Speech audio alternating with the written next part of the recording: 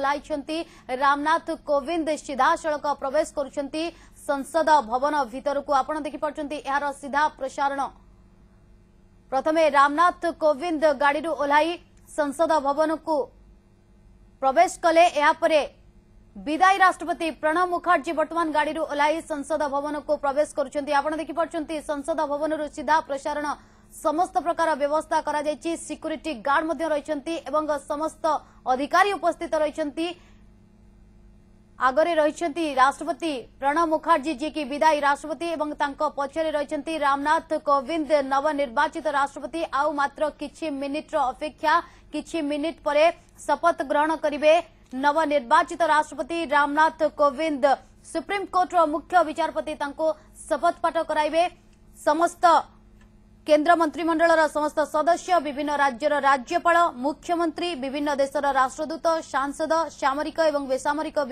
विभागर वरिष्ठ अधिकारी उपस्थित रहिछंती एवं समस्तक उपस्थिति रे शपथ ग्रहण कार्यक्रम आरंभ हेब आपण देखुछंती संसद भवन सीधा प्रसारण राष्ट्रपति प्रणब मुखर्जी सहित नवनिर्वाचित राष्ट्रपति रामनाथ कोविंद पहुंची सारी संसद भवन रे आपण देखुछंती सीधा प्रसारण रामनाथ कोविंद सहित विदायी राष्ट्रपति प्रणब मुखर्जी प्रवेश करुछंती संसद भवन को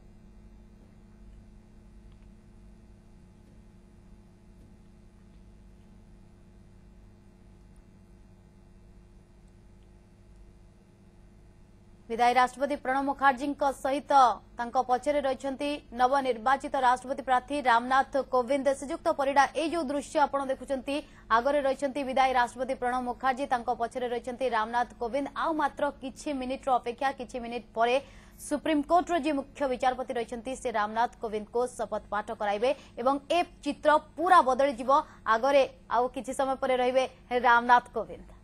हाँ आप देखुं बहुत एटा खूब आग्रहप्रद एवं बहुत एटा गोटे गुरुत्वपूर्ण मुहूर्त जो मुहूर्त रे जे थिले राष्ट्रपति से तांकर क्षमता चली जाउची नवनिर्वाचित राष्ट्रपति हाथ को एवं जे राष्ट्रपति थिले से पूर्वतन राष्ट्रपति ही जाउछंती यही जो घड़ी सन्धि बेला ऐतिहासिक मुहूर्त गोटे घड़ी सन्धि बेला एवं सेहीटाकू समस्ते आज निश्चित भाव में आपणकर जो आगुरी तो एते सुजोग नथिला यही सब दृश्य लोक देखियो पाउ नथिले आपण गणमाध्यम रो विकास फल आज साधारण लोक समस्ते देखि पारुचंती एवं एईटा गोटे चेतना लोकंक भितर भी सृष्टि करूची जे आम व्यवस्थाटा कौन एवं ये व्यवस्थाटा को भारत स्वाधीनता पाइला दिनरू एपर्यंत आमे किभली निर्विघ्न रे सुरुखुरु भाव रे आम निखुण भाव में पालन करी आसु ये हूँ आम गणतंत्र ये हूँ विराट साफल्य ये विराट विजय एवं राष्ट्रपति माने सेई गणतंत्र से परंपरा को रक्षा करिबारे सबु सफल भूमिका प्रणब मुखर्जी भली लोक अब्दुल कलाम भलिया लोक कि राजेंद्र प्रसाद भलिया लोक एमाने सब रही अनेक क्षेत्र में आप देखिए जे प्रधानमंत्री सहित मत पार्थक्य भी हो जाइए बुझले जवाहरलाल नेहरू सांगे भी राजेंद्र प्रसाद मत पार्थक्य भी हो जाइए कहीं ना संविधान को जदि जवाहरलाल नेहरू माने तांको भली व्यक्तित्व तांको भली नेता ये तो भारतवर्ष रे खूब कम गांधी पर स्थान थिला जे सी जतबेले कौन सी संविधान कौन सी विषय रे तांको त्रुटि देखुथिले से मध्य ताकू विरोध करथिले। प्रणब बाबू देखंतु प्रणब बाबू जो गत केत वर्ष भितरे तांकर बहुत स्टेटमेंट विवृत्ति तांकर वक्तृतारे आपण देखिबे देश रे जतबेले गोटे अस्थिरता आसुची असहनीयता देखा दउची परस्पर भितर घृणा सृष्टि होउची ये सबू जोटी गणतांत्रिक अधिकार मानविक अधिकार को क्षुण्ण करा जाउची सेतेबेले राष्ट्रपति हिसाब रे सी तांको वक्तृतारे तांकर जो सब स्टेटमेंट रे सी गुड़िक सी सरकार को हुए तो सरकार को तांको जो चैनल अच्छी ता जरिया रे हुए तो प्रधानमंत्री से जनाउथिबे किंतु पब्लिक की भारतर जनसाधारण को सी मध्य तांकर मनर जो भावटा को से प्रकाश करिसंती एईटा आम गणतंत्र पाई बहुत शुभंकर हेइची एवं वर्तमान एई जो घड़ी संधि बेला आसीगला निश्चित भाव में समस्ते आज उद्ग्रीव होई आज सेठी चाहि रहिसंती एई मुहूर्त को एई मुहूर्तटी आज ऐतिहासिक मुहूर्त आम निश्चित भाव में कहवा एवं जड़े अत्यंत जनप्रिय विद्वान प्रज्ञा पुरुष के प्रणब मुखर्जी तांको स्थान रे आज नवनिर्वाचित आउ जड़े बहुत अभिज्ञता संपन्न संविधान रे बहुत अभिज्ञता अच्छी एवं प्रशासन क्षेत्र में भी गवर्नर हिसाब से तांकर बहुत अभिज्ञता अच्छी सी आज आसीन होगा जाऊँगी भारतवर्षर गणतंत्र भारतवर्षर संविधान को से निश्चित भाव में सुरक्षा प्रदान करेंगे ये सरकार को निश्चित भाव में तांको ठीक बाटरे जीवापाई साहाय्य करेंगे एवं भारतवर्षर जो गरीब दलित निष्पेषित जनसाधारण अच्छा सामाजिक वैषम्य अच्छी अर्थनीतिक वैषम्य अच्छी सब सी वैषम्य किपरि दूर हम समानता किसी आसब से दिगरे तांकर जो सांविधानिक कर्तव्य अच्छी ताकू मध्य से पालन करेंगे। आपण देखि पारछन्ते संसद भवन सीधा प्रसारण पूर्वतन राष्ट्रपति अर्थात विदायी राष्ट्रपति बर्तमान जातीय संगीत परिवेषण करा जाउची।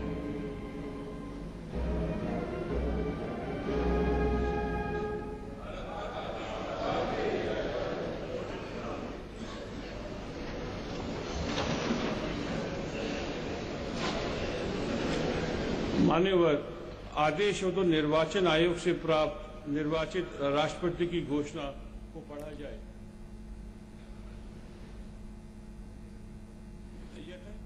आपण देखुछन्ते संसद भवन सीधा प्रसारण द्वारा विदायी राष्ट्रपति प्रणब मुखर्जी पहुंची सारी बसी पाखरे बसी नवनिर्वाचित राष्ट्रपति निर्वाचन आयोग में निहित है और यतः श्री प्रणब मुखर्जी की पदावधि की समाप्ति वर्ष 2017 के जुलाई मास के 24वें दिन तदनुसार शक संवत 1939 के श्रावण मास के दूसरे दिन होनी है और यतः भारत के राष्ट्रपति के पद को भरने के लिए संविधान तथा राष्ट्रीय और उपराष्ट्रपति निर्वाचन अधिनियम 1952 के प्रावधानों और तदधीन बनाए गए नियमों और आदेशों के उपबंधों के अनुसार करा लिया गया है तथा इसका परिणाम घोषित कर दिया गया है।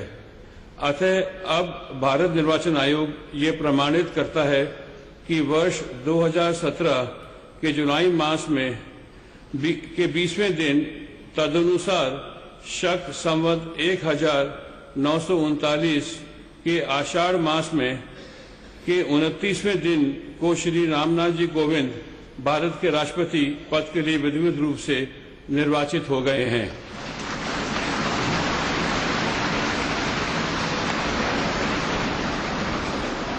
भारत गणराज्य के 68वें वर्ष में हमारे हस्ताक्षर और भारत निर्वाचन आयोग की मोहर से आज वर्ष 2017 के जुलाई मास के 20वें दिन तदनुसार शक संवत 1939 के आषाढ़ मास के 29वें दिन को जारी किया गया। शपथ।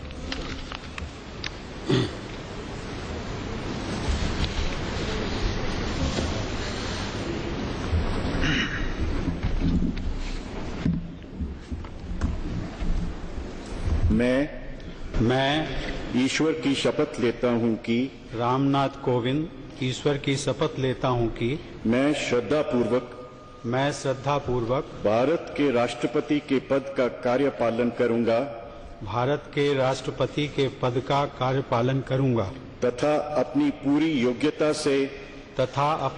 योग्यता से संविधान और विधि का परिरक्षण संरक्षण और प्रतिरक्षण करूंगा और मैं भारत की जनता की सेवा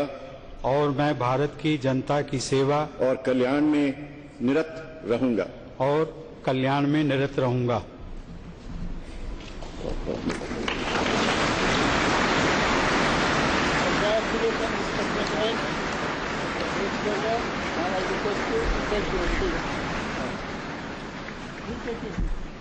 Congratulations. Thank you, sir.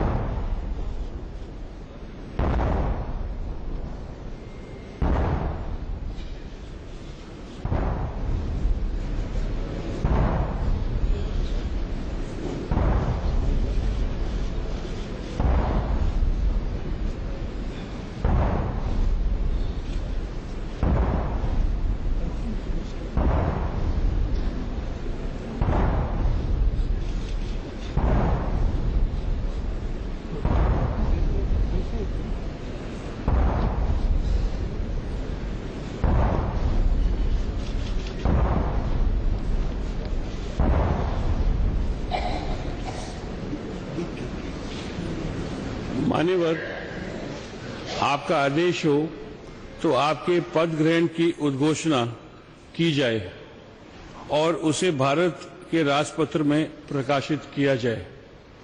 इसकी सूचना प्रमुख सेना केंद्रों तथा विदेश स्थित सभी भारतीय मिशनों, राज्य सरकारों तथा संघ शासित क्षेत्रों के प्रशासकों को भेजी जाए।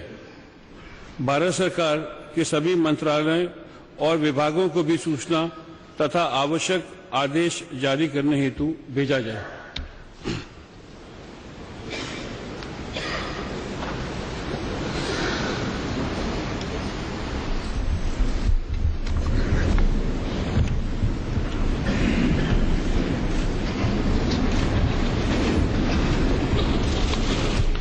आदरणीय श्री प्रणब मुखर्जी जी, श्री हामिद अंसारी जी, श्री नरेंद्र मोदी जी, श्रीमती सुमित्रा महाजन जी, न्यायमूर्ति श्री JS खेहर जी, एक्सेलेंसीज, संसद के सम्मानित सदस्यगण, देवियों, सज्जनों और मेरे देशवासियों,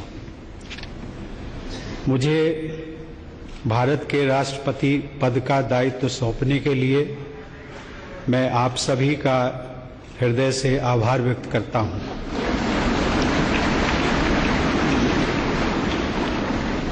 मैं पूरी विनम्रता के साथ इस पद को ग्रहण कर रहा हूं।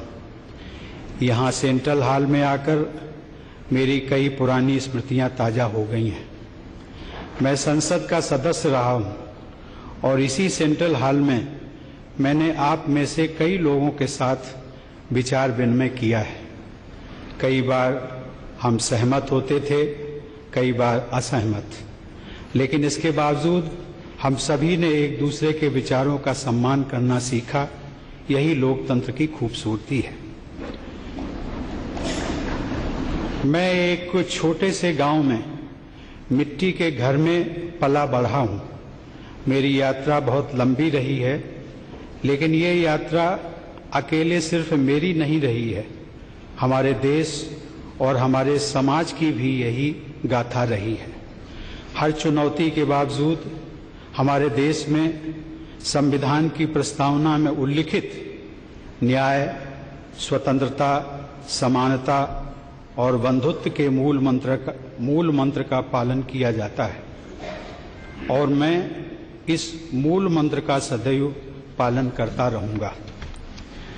मैं इस महान राष्ट्र के 125 करोड़ नागरिकों को नमन करता हूं और उन्होंने मुझ पर जो विश्वास जताया है उस पर खरा उतरने का मैं वचन देता हूं। मुझे इस बात का पूरा एहसास है कि मैं doctor Rajendra Prasad, doctor Sarvepalli Radhakrishnan, doctor APJ Abdul Kalam और मेरे पूर्ववर्ती श्री प्रणब मुखर्जी, जिन्हें हम स्नेह से प्रणब दा कहते हैं, जैसी विभूतियों के पद चिन्हों पर चलने जा रहा हूं। साथियों, हमारी स्वतंत्रता महात्मा गांधी के नेतृत्व में हजारों स्वतंत्रता सेनानियों के प्रयासों का परिणाम थी। बाद में सरदार पटेल ने हमारे देश का एकीकरण किया।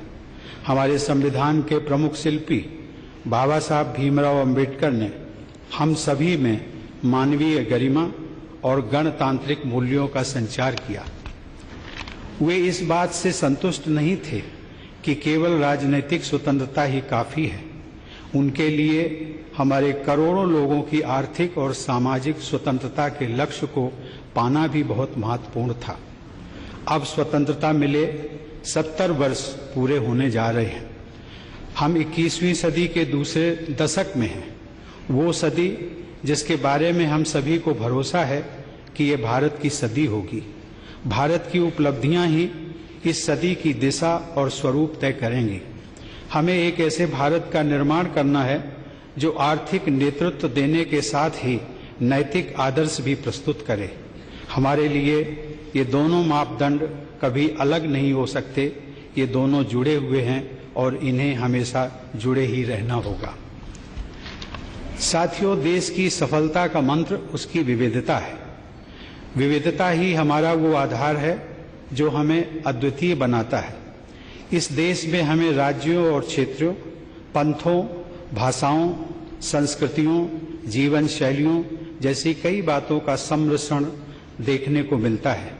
हम बहुत अलग हैं, लेकिन फिर भी एक हैं और एकजुट हैं।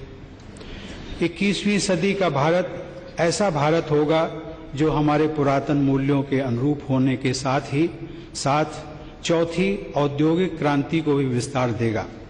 इसमें न कोई विरोधाभास है और न ही किसी तरह के विकल्प का प्रश्न उठता है।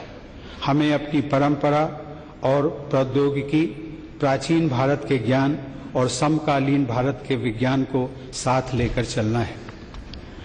एक तरफ जहां ग्राम पंचायत स्तर पर सामुदायिक भावना से विचार विमर्श करके समस्याओं का निस्तारण होगा, वहीं दूसरी तरफ डिजिटल राष्ट्र हमें विकास की नई ऊंचाइयों पर पहुंचने में सहायता करेगा। ये हमारे राष्ट्रीय प्रयासों के दो महत्वपूर्ण स्तंभ हैं। राष्ट्र निर्माण अकेले सरकारों द्वारा नहीं किया जाता। सरकार सहायक हो सकती है, वो समाज की उद्यमी और रचनात्मक प्रवृत्तियों को दिशा दिखा सकती है, प्रेरक बन सकती है। राष्ट्र निर्माण का आधार है राष्ट्रीय गौरव। हमें गर्व है भारत की मिट्टी और पानी पर। हमें गर्व है भारत की विविधता, सर्वधर्म समभाव और समावेशी विचारधारा पर। हमें गर्व है भारत की संस्कृति, परंपरा एवं अध्यात्म पर। हमें गर्व है देश के प्रत्येक नागरिक पर। हमें गर्व है अपने कर्तव्यों के निर्वहन पर और हमें गर्व है हर छोटे से छोटे काम पर जो हम प्रतिदिन करते हैं। साथियों, देश का हर नागरिक राष्ट्र निर्माता है। हम में से प्रत्येक व्यक्ति भारतीय परंपराओं और मूल्यों का संरक्षक है और यही विरासत हम आने वाली पीढ़ियों को देकर जाएंगे। देश की सीमाओं की रक्षा करने वाले और हमें सुरक्षित रखने वाले सशस्त्र बल राष्ट्र निर्माता हैं। जो पुलिस और अर्धसैनिक बल आतंकवाद और अपराधों से लड़ रहे हैं, वो राष्ट्र निर्माता है। जो किसान तपती धूप में देश के लोगों के लिए अन्न उपजा रहा है, वो राष्ट्र निर्माता है। और हमें ये भी नहीं भूलना चाहिए कि खेत में कितनी बड़ी संख्या में महिलाएं भी काम करती हैं। जो वैज्ञानिक 24 घंटे अथक परिश्रम कर रहा है, भारतीय अंतरिक्ष मिशन को मंगल तक ले जा रहा है या किसी वैक्सीन का आविष्कार कर रहा है, वो राष्ट्र निर्माता है। जो नर्स या डॉक्टर सुदूर किसी गांव में किसी मरीज की गंभीर बीमारी से लड़ने में उसकी मदद कर रहे हैं, वो राष्ट्र निर्माता है। जिस नौजवान ने अपना स्टार्टअप शुरू किया है और अब स्वयं रोजगार दाता बन गया है, वो राष्ट्र निर्माता है। ये स्टार्टअप कुछ भी हो सकता है। किसी छोटे से खेत में आम से अचार बनाने का काम हो, कारीगरों के किसी गांव में कारपेट बुनने का काम हो या फिर कोई लेबोरेटरी जिसे बड़ी स्क्रीनों से रोशन किया गया हो। वो आदिवासी और सामान्य नागरिक जो जलवायु परिवर्तन की चुनौतियों से निपटने में हमारे पर्यावरण, हमारे वनों, हमारे वन्य जीवन की रक्षा कर रहे हैं। और वे लोग जो नवीकरणीय ऊर्जा के महत्व को बढ़ावा दे रहे हैं, वे राष्ट्र निर्माता हैं। वो प्रतिबद्ध लोक सेवक जो पूरी निष्ठा के साथ अपना कर्तव्य निभा रहे हैं, कहीं पानी से भरी सड़क पर ट्रैफिक को नियंत्रित कर रहे हैं, कहीं किसी कमरे में बैठकर फाइलों पर काम कर रहे हैं, वे राष्ट्र निर्माता हैं। वे शिक्षक जो निस्वार्थ भाव से युवाओं को दिशा दे रहे हैं, उनका भविष्य तय कर रहे हैं, वो राष्ट्र निर्माता है। वे अनगिनत महिलाएं जो घर पर और बाहर तमाम दायित्व निभाने के साथ ही अपने परिवार की देख रेख कर रही हैं, अपने बच्चों को देश का आदर्श नागरिक बना रही हैं, वे राष्ट्र निर्माता हैं। साथियों, देश के नागरिक ग्राम पंचायत से लेकर संसद तक अपने प्रतिनिधि चुनते हैं। उन प्रतिनिधियों में अपनी आस्था और उम्मीद जताते हैं। नागरिकों की उम्मीदों को पूरा करने के लिए यही जनप्रतिनिधि अपना जीवन राष्ट्र की सेवा में लगाते हैं। लेकिन हमारे ये प्रयास सिर्फ हमारे लिए ही नहीं है। सदियों से भारत ने वसुधैव कुटुंबकम यानी पूरा विश्व एक परिवार है के दर्शन पर भरोसा किया है। ये उचित होगा कि अब भगवान बुद्ध की ये धरती शांति की स्थापना और पर्यावरण का संतुलन बनाने में विश्व का नेतृत्व करे। आज पूरे विश्व में भारत के दृष्टिकोण का महत्व है। पूरा विश्व भारतीय संस्कृति और भारतीय परंपराओं की तरफ आकर्षित है। विश्व समुदाय अंतर्राष्ट्रीय समस्याओं के समाधान के लिए हमारी तरफ देख रहा है, चाहे आतंकवाद हो, काले धन का लेन देन हो या फिर जलवायु परिवर्तन। वैश्विक परिदृश्य में हमारी जिम्मेदारियां भी वैश्विक हो गई हैं। यही भाव हमें हमारे वैश्विक परिवार से, विदेश में रहने वाले मित्रों और सहयोगियों से, दुनिया के अलग अलग क्षेत्रों में रहकर अपना योगदान दे रहे प्रवासी भारतीयों से जोड़ता है। यही भाव हमें दूसरे देशों की सहायता के लिए तत्पर करता है, चाहे वे अंतर्राष्ट्रीय सोलर अलायंस का विस्तार करना हो या फिर प्राकृतिक आपदाओं के समय सबसे पहले सहयोग के लिए आगे आना हो। एक राष्ट्र के तौर पर हमने बहुत कुछ हासिल किया है, लेकिन इससे भी और अधिक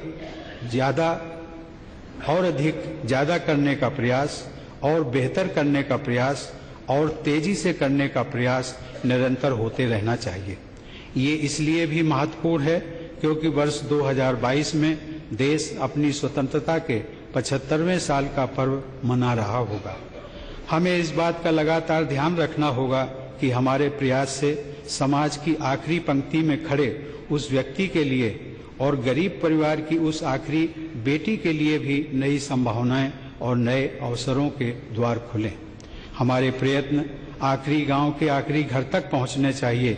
इसमें न्याय प्रणाली के हर स्तर पर तेजी के साथ कम खर्च पर न्याय दिलाने वाली व्यवस्था को भी शामिल किया जाना चाहिए। साथियों, इस देश के नागरिक ही हमारी ऊर्जा का मूल स्रोत हैं।